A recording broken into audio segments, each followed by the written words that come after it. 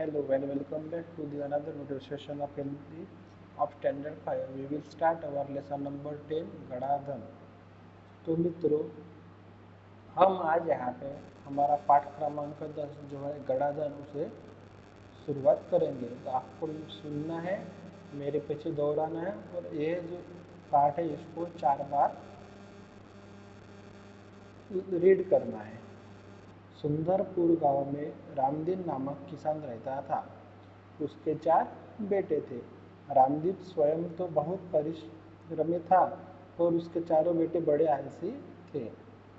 हर समय इधर उधर बैठकर गप्पा मारा करते थे। रामदीन उनके इस अल्लड़पन से परेशान था। उसे हमेशा बेटों के भविष्य की चिंता सताया करती।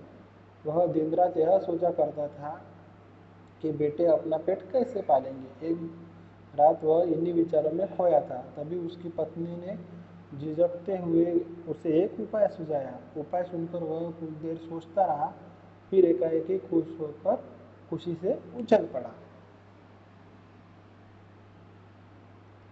अगली सुबह रामदीन ने अपने चारों बेटों को बुलाकर कहा, मैं और तुम्हारी माँ अब बूढ़े हो गए हैं। हम दूर तीर्थ यात्रा पर जा रहे हैं। मैंने खेत में धन काढ़कर छिपा रखा है। यदि कोई जरूरत पड़े तो उसे निकालकर उपयोग कर लेना। गड़े हुए धन की बात सुनकर बेटे खुश हो गए और उन्होंने अपने पिताजी को खुशी खुशी तीर्थ यात्रा पर जाने के लिए कह दिया। वे मन ही मन खुश हो गए कि अब कुछ दिनों तक पिताजी का बंधन भी उन पर नहीं होगा। रामदीन के जाने के बाद कुछ दिनों तक तो सब कुछ सामान्य चलता रहा, पर उसके बाद पास का धन और घर का धान्य समाप्त होने लगा। अब चारों भाइयों को चिंता हुई। उन्हें अपने पिताजी की कही बात याद आ गई कि जरूरत पड़ने पर खेत में गड़ा धन निकाल लेना। उन्होंने रात के समय खेत की खुदाई का काम आरंभ किया। वह दो तीन रातें खेत को खोदते रहे, पर कहीं भी उन्हें गड़ा हुआ धन नहीं मिला।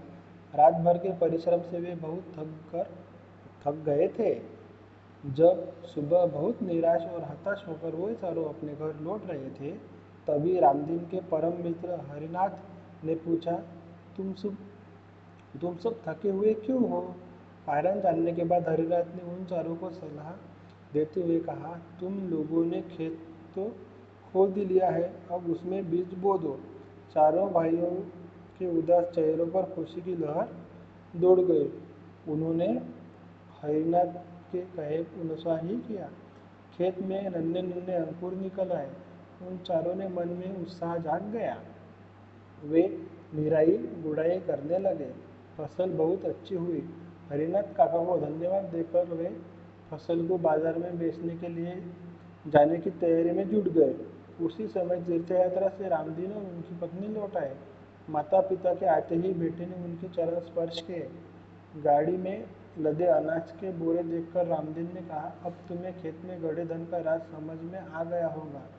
चारों ने सिर हिलाकर स्वीकार किया और कहा, हाँ पिताजी, अब हम यह समझ गए हैं कि जीवन में परिश्रम के बिना कुछ भी संभव नहीं। परिश्रम से ही धन कमाया जा सकता है। तो मित्रों, इसी तरह गड़ा धन के यह पाठ यहाँ पे समाप्त होता है। आपको यह पाठ 5 बार पढ़ना है। ठीक है, तब तक घर में रहिए, सुरक्षित रहिए।